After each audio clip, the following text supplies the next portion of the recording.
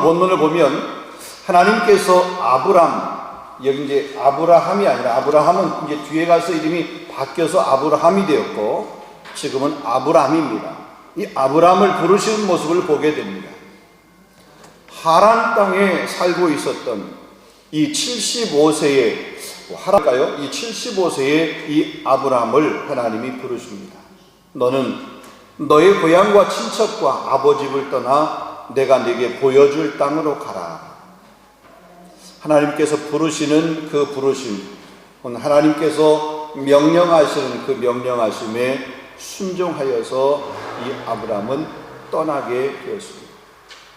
밑도 끝도 없이 떠나라고 하는 그런 명령에 순종한다라고 하는 것 결코 쉬운 일이 아닙니다.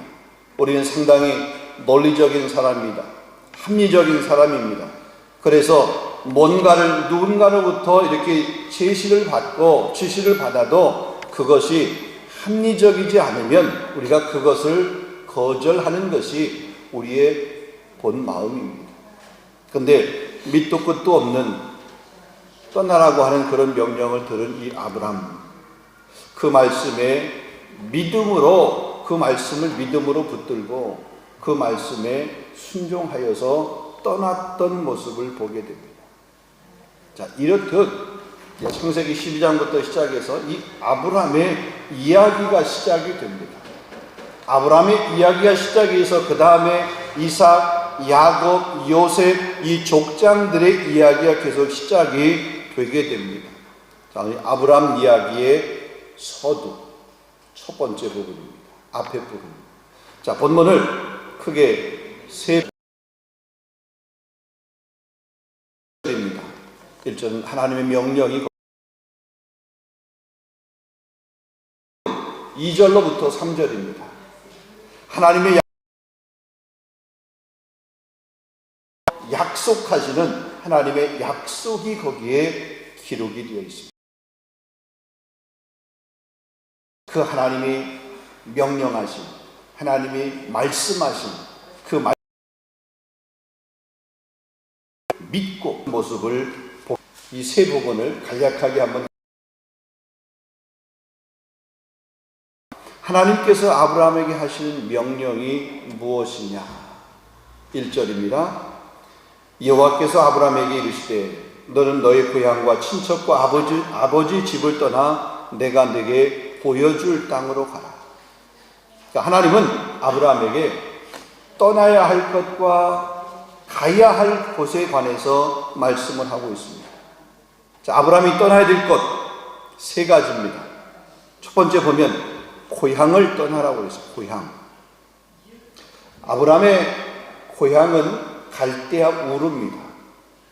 유프라테스 강과 티그리스 강 사이에 위치한 부요한 그런 도시, 지금으로 말하면 저 이라크의 그 남부 지역에 해당됩니다. 거기 갈대아 우르라고 하는 지역. 거기가 고향입니다. 근데 그 고향을 떠나라고 그랬습니다. 근데 사실 오늘 본문을 보면 하나님께서 그 하란에서 명령을 한 거거든요. 고향은 이미 떠났어. 근데 그 고향을 지금 떠나라고 또 명령을 합니다. 그 다음에 두 번째로 보면 친하라고 친척. 고향에 있는 친척 혹은 혈육관계 이런 것들을 정리하고 떠나라고 하는 거죠. 세 번째는 아버지의 집을 떠나라고 해요. 여러분, 아버지의 집, 어떻게 보면 자신의 그 안전, 자신의 그 성장의 모든 과정들이 있기 때문에 거기는 지금까지 자기가 생활해왔던 안전 혹은 익숙함, 평안함이 있는 그런 곳입니다. 그곳을 떠나라고 하는 거죠.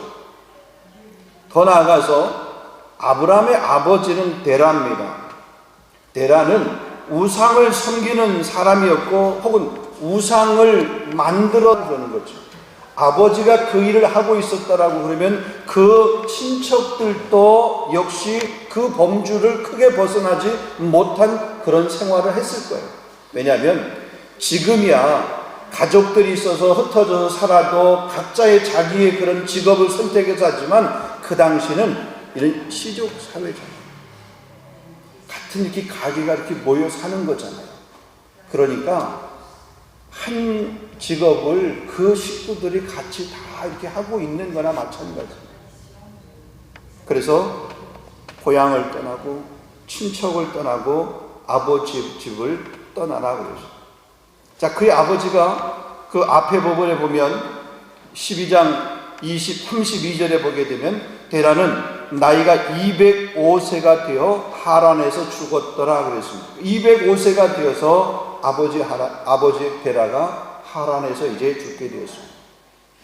여러분 창세기 11장 31절 그 앞에 부분 보면 데라가 그 아들 아브람과 하란의 아들인 그의 손자 롯과 그의 며느리 아브람의 아내 사레를 데리고 갈대아인의 우르를 떠나 가나안 땅으로 가고자 하더니 하란에 이르러 거기 거류하였으며 그랬습니다. 자, 데라도 가나안 땅으로 가려고 갈대아 우르를 떠났습니다. 데라도 분명히 그런 의미에서는 하나님의 부르심을 받았습니다. 떠나라고 하는 그런 하나님의 음성을 들었기 때문에 그의 고향인 갈대아 우르를 떠나서 지금 하란이라고 하는 곳에 머물러 있게 되는 거죠. 그런데 이 데라는 가나안으로 들어가지 못하고 하란 땅에서 살다가 왜 그랬을까요? 왜 가나안이라고 하는 곳으로 가지 않고 그냥 하란이라고 하는 곳에 머물러 있었을까요? 성경에 그 이유를 명확하게 이야기하고 있지 않지만 하란이라고 하는 도시가 어떤 도시인가 라고 하는 것을 우리가 생각해 보면 알 수 있습니다. 하란에 도착해 보니까 갈대아 우르를 떠나서 자기 그런 삶을 이렇게 돌아보니까 하란은 참 살기 좋은 땅이었습니다. 굳이 가나안이라고 하는 그런 곳으로 가지 않아도 이미 여기에서 풍족하게 살 수 있는 환경이에도 조금도 부족함이 없는 그런 곳이었습니다. 목축을 하기 좋다는 얘기는 그 물도 넉넉하다는 것입니다. 물도 충분했습니다. 가축들에게 먹일 풀도 충분했습니다. 그곳에 정착해서 살면 편안하고 행복할 것 같았습니다.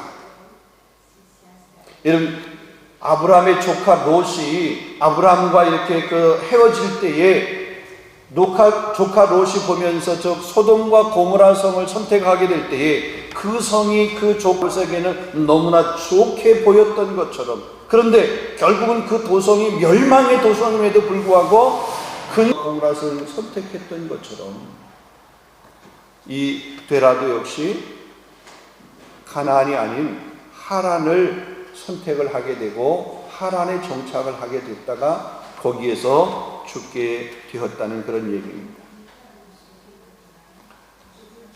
힘들고 고생을 해서 가나안 땅까지 가고 싶지 않은 마음이죠. 그래서 그 중간에 그냥 주저앉게 된 것입니다. 그런데 이것은 하나님의 계획, 하나님의 마음이 아니었습니다. 하나님의 계획은 하란이 아니고 하나님의 계획은 가나안이었습니다. 그런데 포기하고 하란에 멈춰선 것입니다. 약속의 땅, 젖과 꿀이 흐르는 땅, 축복의 땅에 가서 살게 하는 것이 하나님의 계획이었습니다. 그런데 그 계획에 거기에 머물러 있다. 거기에서 죽게 되었습니다. 여러분, 하나님의 생각과 다른 이 하란을 지금 뭐냐면 떠나라고 하는 것입니다. 아브라함이 지금 명령하는 게 그 하란을 떠나라고 하는 거죠. 여러분, 오늘날도 오면 많은 사람들이 하나님의 부르심을 받고 혹은 하나님께서 그렇게 명령하시는 하나님의 음성을 듣고 그것에 온전히 순종하려고 하지 않습니다. 데라처럼 가나안 땅까지 가지 않고 중간 기착점인 하란에 머물러 거기에서 앉는 것입니다. 이 정도면 됐지 뭐. 나 정도면 괜찮지 뭐. 나만큼 하는 사람이 이 세상에 얼마나 더 있겠어. 내가 그래도 보통은 하는 사람이야. 이런 정도. 여러분, 그 정도 가지고 만족해서는 안 되는 줄로 믿습니다. 우리의 생각이 기준이 결코 아닙니다. 하나님의 말씀이 기준입니다. 내가 그 기준을 정하는 것이 아닙니다. 하나님께서 정해준 기준에 내가 맞추는 거죠. 내가 거기에 순종하는 것이죠. 여러분, 사람의 기준과 하나님의 기준이 다른 것을 성경 마태복음 18장을 보게 되면, 특별히 베드로가 예수님에게 질문했던 그 질문의 내용들을 보게 되면, 예수님의 수제자라고 하는 베드로 역시 베드로의 기준과 예수님의 그 기준이 다른 모습을 보게 됩니다. 마태복음 18장에 주여 내 형제가 내게 죄를 범하면 몇 번 용서하여 주리이까? 7번까지 하리이까? 예수께서 이르시되 내게 이르노니 7번뿐만 아니라 7번을 70번까지도 하라. 그 당시 율법에 있어서 3번 용서하면 율법이 정하는 최고의 용서의 실천입니다. 근데 베드로는 그 율법이 정한 그 용서의 수준을 뛰어넘어서 훨씬 더 많은, 갑절보다 많은 7번을 기준으로 정했어요. 사람의 기준으로 보면 최고의 기준을 정하는 거예요. 그런데 예수님께서는 그 기준 가지고 만족하지 않으셨어요. 7번 아니야. 7번을 70번씩이라도 하라. 490번 하라는 말이 아닙니다. 뭐하니 하라는 거죠. 자, 베드로의 기준은 7번이었습니다. 그러나 예수님의 기준은 7번을 70번씩이라도 하는 것이었습니다. 여러분, 단순히 숫자 혹은 단순히 횟수를 말하는 것이 결코 아닙니다. 이렇듯 우리가 기준이 아니라는 얘기죠. 말씀이 기준입니다. 내가 기준이 아니고, 내 생각이 기준이 아니고 하나님이 기준입니다. 여러분, 하나님의 기준으로, 하나님의 생각으로 여러분의 기준과 생각을 업그레이드 할 수 있기를 주님의 이름으로 축원합니다. 자, 두 번째로 보면 아브라함을 부르시면서 하나님께서 아브라함에게 약속하신 약속이 있습니다. 하나님이 아브라함에게 하신 약속이 무엇인가? 오늘 2절, 3절을 보겠습니다. 내가 너로 큰 민족을 이루고 네게 복을 주어 네 이름을 창대하게 하리니 너는 복이 될지라. 너를 축복하는 자에게는 내가 복을 내리고 너를 저주하는 자에게는 내가 저주하리니 땅의 모든 족속이 너로 말미암아 복을 얻을 것이라 하신지라. 자, 여기 보면 자세히 이렇게 나누어서 보게 되면 한 7가지의 약속을 해주신 것을 보게 됩니다. 첫 번째는 내가 너로 큰 민족, 큰 나라를 이루게 하시겠다. 결과를 보겠습니다. 아브라함을 통해서 큰 민족 나라가 이루어졌습니까? 안 이루어졌습니까? 이루어졌어요. 하나님께서 약속하신 그 약속은 반드시 성취되는 것. 아니, 궁금해할 수 있고 그렇지만 우리는 이미 성경을 다 알고 있잖아요. 그렇게 하나님께서 아브라함에게 약속하였던 그 약속은 반드시 이루어졌던 그런 모습을 보게 됩니다. 근데 지금 이 시점에서 보게 되면 하나님께서 아브라함에게 약속하는 거예요. 너로 큰 민족, 큰 나라를 이루게 하겠다. 두 번째는 뭐냐면 네게 복을 주겠다. 아브라함이 복 받았습니까? 못 받았습니까? 받았습니다. 근데 지금 현재는 아직 그 복을 받은 약속만 한 거예요. 약속만. 여러분, 성공과 번영과 풍요를 가능하게 하는 힘을 주시게 했다고 하는 거죠. 복이 그냥 하늘에서 뚝 떨어지는 것은 결코 아닙니다. 아브라함의 그 수고와 노력과 그 땀이 헛되지 않고 열매 맺을 수 있도록 약속이에요. 근데 그 약속도 결국은 성취되었던 모습을 봅니다. 세 번째로 내 이름을 창대하시게 하겠다. 그냥 쉽게 말하면 아브라함의 이름을 유명하게 하겠다. 여러분, 아브라함의 이름을 기억하지 못하는, 모르는 사람이 없습니다. 자녀를 낳으면 자녀 이름도 아브라함으로 짓는 그런 분들도 계세요.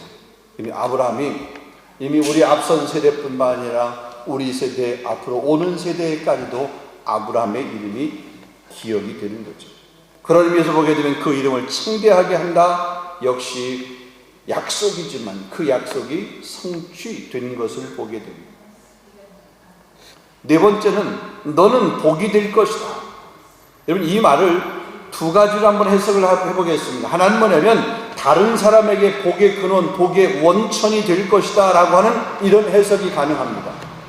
또 다른 해석은 하나님의 복을 받은 사람의 모델, 하나님의 복을 받은 사람의 표준이 될 것이다, 이렇게 해석을 해볼 수 있습니다. 근데 이 두 가지, 첫 번째나 두 번째나 어느 것을 취해도 결국엔 틀리지 않습니다. 하나님께서 주시는 이 복의 능력을 통해서 풍요와 번영과 번성이 있을 것이라고 하시는 그런 약속. 다섯 번째는 너를 축복하는 자에게는 내가 복을 주겠다. 여섯 번째는 너를 저주하는 사람을 나도 그를 저주하겠다. 놀라운 일 아닙니까? 감히 함부로 아브라함을, 하나님께서 그 아브라함을 지켜주시겠다라고 하는 거죠. 마지막 일곱 번째는 땅의 모든 족속이 너로 말미암아 복을 얻을 것이다. 여러분, 아브라함 때문에 세상의 모든 사람이 복을 받게 될 것이라고 하신 그런 말씀입니다. 하나님은 이 아브라함 자신의 번영과 성공만을 위해서 복을 주시지 않았습니다. 그를 통해서 모든 사람이 복을 받게 되고 복을 나누기를 원하십니다. 그러니까 복의 통로로 그가 쓰임받게 되었고 복의 통로가 되게 하셨다는 거죠. 그럼 나만 복을 누린 자가 아니라 내가 복의 통로로 쓰임받는 그런 사람이 되어야 될 줄로 믿습니다. 하나님의 은혜를 경험하는 것도 역시 마찬가지. 나만 아니라 내게 주신 그런 은혜가 나를 통해서 다른 사람이 흘러갈 수 있도록 은혜를 딜리버리하는, 은혜를 나눌 수 있는 그런 통로로서의 귀하게 쓰임받는 저와 여러분이 될 수 있기를 주님의 이름으로 축원합니다.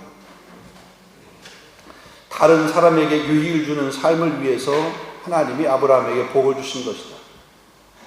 약속의 말씀에 순종하여 믿고 떠나서 또 믿음으로 그 말씀을 따라갔을 때 결국 위대한 믿음의 조상이 되었던 그 모습을 보게 되고, 결국 그 아브라함을 통해서, 그 씨를 통해서 메시아이신 예수 그리스도가 태어나게 되었고, 그 예수 그리스도를 통해서 저와 여러분이 구원받은 천국 백성의 그 복을 누리게 되는 것입니다. 그러기에 아브라함은 복의 통로로, 복이 된 사람으로 그렇게 쓰임 받은 것을 우리가 볼 수 있습니다. 근데 가만히 한번 보세요. 데라의 믿음 혹은 데라의 순종을 기억하는 사람은 없습니다. 그러나 아브라함의 믿음, 그 다음 아브라함의 순종, 그거는 기억하는 후손들이 많이 있습니다. 다른 말로 얘기하면 중간에 포기하면, 중간 지점에 머물러 있으면, 거기에서 안주하면, 거기에 그냥 정착해 버리면 아무도 그의 믿음이나 그의 순종을 기억해 주지 않는다는 얘기죠. 우리나라 속담에 보면 가다가 중단하면 안이간만 못하다, 가다가 포기하면 안이간만 못하다는 말이 있습니다. 그렇습니다. 우리 신앙생활도 역시 마찬가지입니다. 이미 우리가 시작을 했으면 끝까지 가야 되지 중단하면 안 된다는 거죠. 내가 내 영의 하나님과 깊은 영적 교제의 시간입니다. 하나님이 가장 찾으시고 기다리는 시간이 예배의 시간입니다. 예배의 시간뿐만 아닙니다. 봉사하는 시간도 마찬가지입니다. 봉사도 마찬가지입니다. 가다가 포기하면, 가다가 그만두면, 하다가 포기하면, 중단하면 하나님만 못합니다. 끝까지 할 수 있는, 끝까지 달려가야 돼요. 주님이 부르시는 그 순간까지. 자, 아브라함에게 하나님께서 약속하신 약속, 7가지였습니다. 마지막 세 번째로 보게 되면 이제 4절입니다. 이 하나님의 명령에 대한 아브라함의 반응, 그러니까 그 약속의 말씀을 붙들고 아브라함이 어떻게 했는가, 순종했던 것을 보게 됩니다. 4절입니다. 이에 아브라함이 여호와의 말씀을 따라갔고 롯도 그와 함께 갔으며 아브라함이 하란을 떠날 때에 75세였더라. 한번 따라하겠습니다. 아브라함이 여호와의 말씀을 따라갔고, 한 번 더 하겠습니다. 아브라함이 여호와의 말씀을 따라갔고, 한 번 더 하겠습니다. 나도 여호와의 말씀을 따라가자. 아멘. 오늘 본문 보면 하나님께서 명령을 했습니다. 그 명령만 한 것이 아니라 그 명령에 순종하게 될 때 하나님께서 어떤 복을 주시겠다, 어떤 것을 주시겠다고 약속을 하셨습니다. 지금 현재의 상황을 가만히 보게 되면 그것들이 눈앞에 바로 보이는, 그 약속이 눈에 이렇게 보이는, 들어오는 그런 상황이 어쩌면 그 아버지 데라가 하란이라고 하는 곳에 그냥 정착해서 머물러서 거기에 안주했던 것처럼 아브라함도 그렇게 아니면 이 환경을 포기하고 다른 곳으로 옮겨간다. 또 그곳에 대한 어떤 확신도 아직 없는데, 그런데 아브라함은 그 약속을 붙들고 그 약속의 말씀을 붙들고 따라갔던, 떠났던 그런 모습을 볼 수가 있습니다. 자, 아브라함이 여호와의 말씀을 따라갔다라고 하는 것은 말씀대로 온전히 순종했다고 하는 것을 의미합니다. 이 아브라함의 순종에는 하나님이 하신 약속의 말씀을 믿었다, 혹은 그 약속의 말씀을 꽉 붙들었다라고 하는 것이 포함됩니다. 단순히 떠나는 것이 아니라 하나님이 하신 그 약속을 믿고 그 약속이 자신을 통해서 성취될 것을 기대하면서 순종했다라고 하는 그런 모습. 그래서 창세기 15장, 그 뒤에 15장 6절에 가서 보게 되면 하나님은 이 아브라함의 이러한 믿음을 의로 여기셨다라고 그랬습니다. 그럼 믿음이 얼마나 중요한지 모릅니다. 그럼 복음서를 가만히 보게 되면 예수님께서 많은 병자를 고치실 때에 그들의 믿음을 보셨습니다. 그들의 외모를 본 것이 아닙니다. 그들의 체력을 본 것도 아닙니다. 그들의 학벌을 본 것도 아닙니다. 그들의 가문을 본 것도 아닙니다. 그들의 믿음을 보았습니다. 예수님을 만나서 그 문제가 해결되는 데 있어서의 그 학벌이나 재력이나 가문이나 이런 것들이 필요 없습니다. 믿음이면 됩니다. 오직 믿음이었습니다. 그래서 내 믿음대로 될지어다. 내 믿음이 크도다. 이스라엘에서 이만한 믿음을 내가 만나보지 못했다. 믿음을 보셨던 것을 보게 됩니다. 히브리서 11장 2절 말씀을 보면 믿음은 바라는 것들의 실상이요 보지 못하는 것들의 증거니 이로써 선진들이 이로써 증거를 받았느니라 그랬습니다.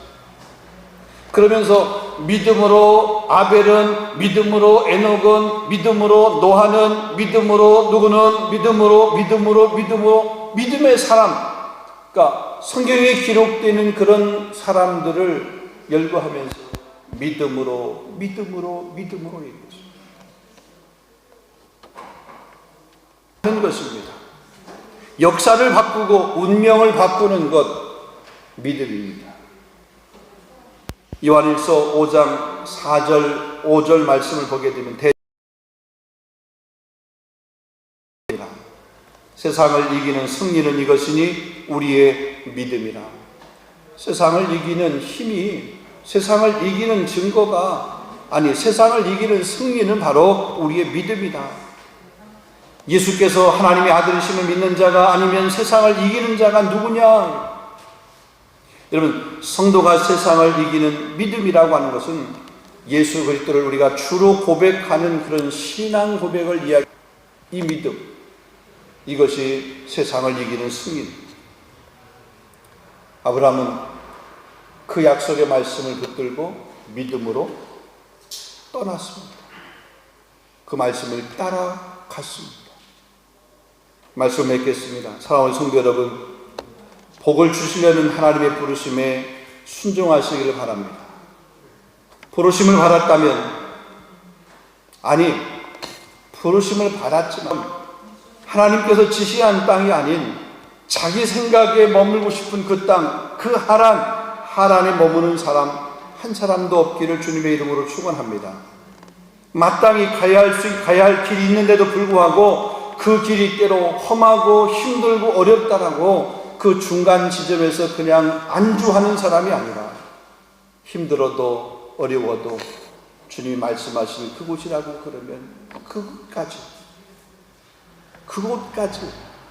달려갈 저와 여러분 될 수 있기를 원합니다. 우리가 달려가야 될 그곳이 어디입니까? 하나님께서 이 아브라함에게 너는 너의 고향 친척 아버지 집을 떠나라 그러면서 뭐라고 했습니까? 내가 내게 뭐 할 땅으로? 보여줄 땅으로 가라고 그랬어요.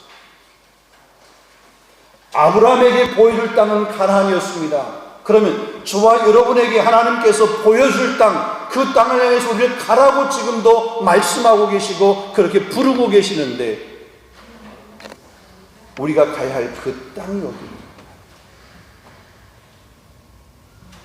우린 그 땅까지 가야 되는데 그 땅이 어디냐?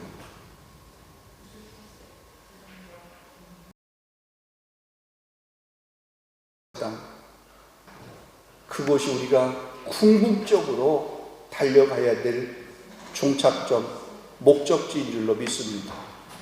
그리고 우리는 그곳까지 달려갈 때까지, 거기까지 가기까지 우리는 믿음으로 굳게 서서 말씀을 붙들고 따라가는, 달려가는 저와 여러분 우리 교회가 되어야 될 줄로 믿습니다.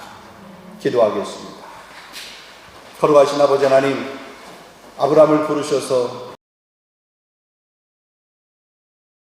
이원 삼으시고 아브라함을 들이 누리게 하였던 것처럼 우리도 말씀을 붙들고 순종하여 하나님께 주시는 그런 복을 받아 누릴 수 있도록 인도하여 주시옵시고 하나님이 지시하는 땅으로 그가 마지막까지 끝까지 달려갔던 것처럼 우리도 우리를 부르시는 그 부르심의 그 자리까지 끝까지 달려가는 우리 모든 성도들, 우리 모든 권속들 다 될 수 있도록 인도하여 주시옵소서. 예수 그리스도 이름으로 감사하며 기도하옵나이다. 아멘.